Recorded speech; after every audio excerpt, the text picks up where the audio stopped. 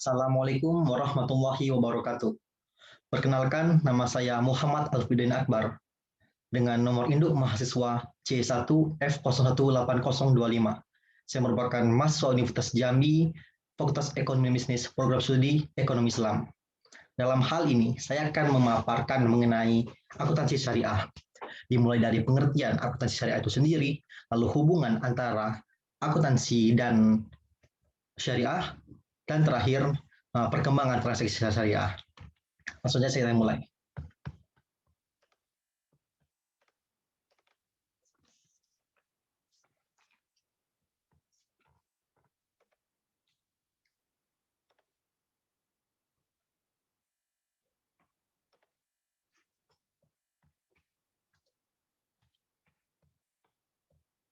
Baik, pengertian akuntansi syariah.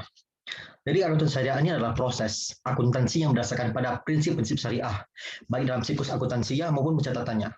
Lebih jelasnya ialah suatu proses akuntansi untuk transaksi-transaksi syariah seperti murabahah, musyarakah, mudharabah, dan lainnya. Sehingga dapat saya diskusikan dalam ini. Pada prakteknya akuntansi syariah itu memiliki beberapa prinsip dasar yang membedakannya dengan akuntansi konvensional. Prinsip tersebut diantaranya adalah prinsip pertanggungjawaban, prinsip keadilan, dan prinsip kebenaran. Lalu seperti apa sih, ada apa saja sih prinsip-prinsip dasar syariah tadi? Di sini ada 3 garis besar mengenai prinsip dasar syariah itu sendiri. Pertama ada pertanggungjawaban, lalu ada keadilan dan kebenaran. Nah, apa sih maksud dalam prinsip pertanggungjawaban itu sendiri? Prinsip pertanggungjawaban merupakan dasar yang digunakan dalam akuntansi syariah, di mana setiap hal yang dilakukan oleh manusia harus dipertanggungjawabkan. Secara konkret, transaksi yang dilakukan seorang bisnis harus dipertanggungjawabkan. Salah satunya ialah melakukan melalui laporan keuangan ataupun laporan akuntansi yang telah dibuat oleh akuntan itu sendiri. Lalu ada lagi prinsip keadilan. Nah, sedangkan prinsip keadilan ini memiliki ada 2 pengertian. Pertama ialah keadilan yang berkaitan dengan praktik moral, yaitu kejujuran yang merupakan faktor yang sangat dominan. Tanpa kejujuran ini, informasi akuntansi yang disajikan dalam jurnal dan laporan keuangan akan menyesatkan dan akan sangat merugikan masyarakat. Keadilan di sini bersifat lebih fundamental dan tetap berpijak pada nilai etika, syariah, dan moral. Pengertian inilah yang lebih merupakan sebagai pendorong untuk melakukan upaya-upaya dekonstruksi terhadap akuntansi modern menuju pada sistem akuntansi yang alternatif dan juga yang lebih baik. Terakhir ada prinsip kebenaran. Nah, prinsip kebenaran inilah hal yang berkesinambungan dengan prinsip keadilan, prinsip kebenaran akan menciptakan keadilan dalam mengakui, mengukur, dan melakukan transaksi-transaksi ekonominya. Contohnya pada aktivitas pengakuan. Pengukuran dan pelaporan yang tentu saja akan berjalan dengan baik jika dibarengi dengan rasa kebenaran.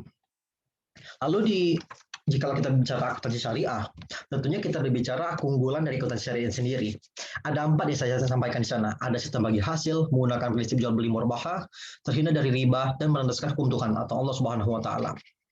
Jadi akuntansi syariah ini memiliki hal-hal mendasar yang menjadi keunggulannya ketimbang akuntansi konvensional. Pertama ada sistem bagi hasil. Akuntansi syariah tidak memiliki sistem bunga, namun menggunakan sistem bagi hasil dengan menanggung risiko bersama-sama oleh semua pihak yang terlibat. Dengan menggunakan sistem bagi hasil, keuntungan bisa dilihat dengan jelas, dan sistem pembagian hasil telah ditetapkan sesuai kesepakatan di awal. Misalnya, terdapat 2 pihak, di mana pihak pertama berperan sebagai pemilik modal dan pihak kedua sebagai pengelola modal. Kedua pihak ini akan mengetahui bagaimana keuntungan datang dan pembagian sesuai dengan kesepakatan di awal. Lalu, akuntansi syariah ini menggunakan prinsip jual beli murabahah. Dalam transaksi jual belinya, akuntansi syariah menerapkan sistem yang sesuai dengan ketentuan agama Islam. Misalnya transaksi antara bank dan nasabah yang ingin mengajukan kredit. Dengan prinsip murabahah, nasabah dan bank akan membuat sistem kerja berdasarkan kesepakatan awal yang dibicarakan di awal antara 2 pihak yang bersangkutan. Menerapkan prinsip ini berarti kedua belah pihak juga harus membicarakan berapa bunga yang akan dibayar dan diterima oleh masing-masing pihak, tanpa melihat suku bunga yang berlaku. Ketiga, akuntansi syariah terhindar dari riba. Nah, riba ini adalah penetapan bunga saat pengembalian berdasarkan presentasi tertentu dari jumlah pinjaman pokok yang dibebankan kepada peminjam. Biasanya presentasi yang ditentukan bisa lebih besar ataupun lebih dari nilai yang dari barang yang ditransaksikan. Dalam akuntansi syariah, penyajian laporan tidak hanya menggunakan konsep time value of money dan dibuat sedemikian rupa sehingga terlihat lebih bagus dan memenuhi kebutuhan di mata investor. Akuntansi syariah menunjukkan bahwa transaksi bisnis juga bisa mengandung nilai moral dan norma. Dan terakhir, berlandaskan akan hukum Tuhan Allah Subhanahu wa taala. Dengan menggunakan sistem akuntansi syariah, landasan hukum yang digunakan sesuai dengan kaidah agama Islam, di mana ketentuan dan dasar hukumnya tidak dibuat oleh tangan manusia, tapi berasal dari Tuhan. Untuk ketentuan pun tidak diragukan lagi dan tidak akan berubah seiring perkembangan zaman. Menerapkan sistem akuntansi syariah berarti perusahaan akan memiliki tanggung jawab sosial yang lebih besar dan memiliki etika bisnis yang lebih baik. Lalu di slide ke-5, ya, ini hubungan syariah, Islam, dan akuntansi. Jadi dapat dikatakan bahwasanya akuntansi syariah adalah bidang akuntansi yang menekan dua hal.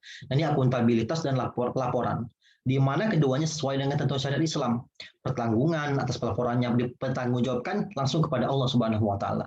Jadi dapat dikatakan bahwasanya akuntansi syariah ini merupakan satu bidang akuntansi yang disandingkan dengan istilah syariah, agar sistem yang ada, kegiatannya maupun pelaporannya yang ada dapat sesuai dengan syariat Islam yang diajarkan bagi umat muslim.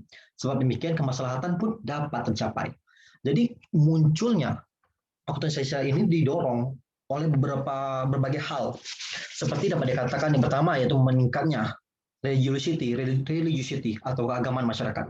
Lalu yang kedua ada meningkatnya tuntunan kepada etika dan tanggung jawab sosial yang selama ini tertampak diabaikan oleh akuntansi konvensional. Ketiga, semakin lambannya akuntansi konvensional mengantisipasi tuntutan masyarakat, khususnya penekanan pada keadilan, kebenaran, dan kejujuran. Dan keempat, ada kebangkitan umat Islam, khususnya kaum terpelajar yang merasakan kekurangan terdapat dalam kapitalisme barat. Kelima, ada perkembangan atau anatomi di disiplin akuntansi itu sendiri. Yang keenam, akan sistem kebutuhan akan sistem akuntansi dalam lembaga bisnis syariah seperti perbankan, asuransi, pasar modal, trading, dan lain-lain. Ketujuh, yaitu kebutuhan yang semakin besar pada norma perhitungan zakat dengan menggunakan norma akuntansi yang sudah mapan sebagai dasar perhitungan. Kedelapan, kebutuhan akan pencatatan, pertanggungjawaban, dan pengawasan harta umat misalnya, yang Baitul Mal, atau kekayaan milik umat Islam atau organisasinya. Lalu yang terakhir, yakni mengenai tentang perkembangan transaksi syariah. Yang dapat dikatakan bahwasanya dalam 3 dekade terakhir, lembaga keuangan telah mengalami perkembangan yang sangat pesat, baik dalam itu perbankan, asuransi, pasar modal, dan pensiun, dan lain sebagainya. Lalu lembaga keuangan yang telah meningkatkan volume dan nilai transaksi berbasis syariah ini tentunya akan meningkatkan kebutuhan terhadap akuntansi syariah itu sendiri. Jadi dapat dikatakan bahwasanya prinsip dalam akuntansi syariah yang mengharuskan laporan keuangan untuk mengungkapkan hal-hal yang penting agar laporan tersebut jelas dan tidak menyesatkan. Tidak ada manipulasi. Lalu prosedur yang digunakan sebagaimana yang disepakati di awal harus dianut dan dilaksanakan secara konsisten dari waktu ke waktu. Kemudian kas diakui pada saat terjadinya. Juga harta, hutang, modal, laba, dan elemen-elemen lain dari laporan keuangan menggunakan nilai tukar yang sedang berlaku. Hal ini menjawab kebutuhan masyarakat bahwasanya penerapan akuntansi syariah dalam hampir keseluruhan lembaga keuangan sangat dibutuhkan. Sehingga dapat saya simpulkan bahwasanya dari keseluruhan itu tadi bahwasanya perkembangan akuntansi syariah pada dasarnya dimulai dengan melalui kajian-kajian akademis dan riset, baik terkait dengan teknis pencatatan transaksi, konsepsi, epistemologi, dan metodologi. Lalu pengembangan atau standar akuntansi syariah nantinya akan diawali dengan bangkitnya akuntansi syariah itu sendiri dengan latar belakang banyaknya transaksi dengan dasar syariah, baik yang dilakukan oleh lembaga bisnis syariah maupun non syariah. Nah, itu saja yang dapat saya sampaikan mengenai akuntansi syariah dari pengertian hubungan antara akuntansi itu dengan syariah dan perkembangan transaksi syariah. Lebih kurang mohon maaf. Billahi taufiq wal hidayah. Wassalamualaikum warahmatullahi wabarakatuh.